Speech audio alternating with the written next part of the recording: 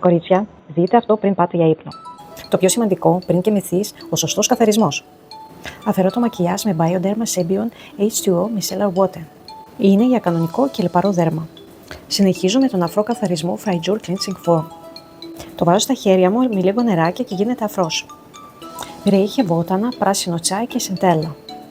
Αν θέλεις πιο βαθύ καθαρισμό, μπορείς να χρησιμοποιήσεις Anwar Ice and Ceramide Enzyme Brightening Cleansing Powder. Με ένζημα ρυζιού και κεραμίδες για βαθύ καθαρισμό και ήπια απολέψη. Έχω μεγάλη συλλογή από sheet mask, από G-Goat, Farmstay, Barolab and Biodance. Κάθε φορά διαλέγω μία. Όλες δίνουν ενυδάτωση, θρέψη και λάμψη στο δέρμα.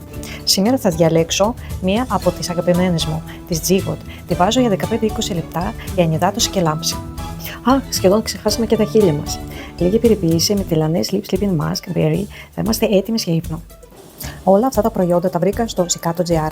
Έχουν πάντα μεγάλη ποικιλία και ωραίες τιμές. Πείτε μου εσείς τι κάνετε πριν κοιμηθείτε.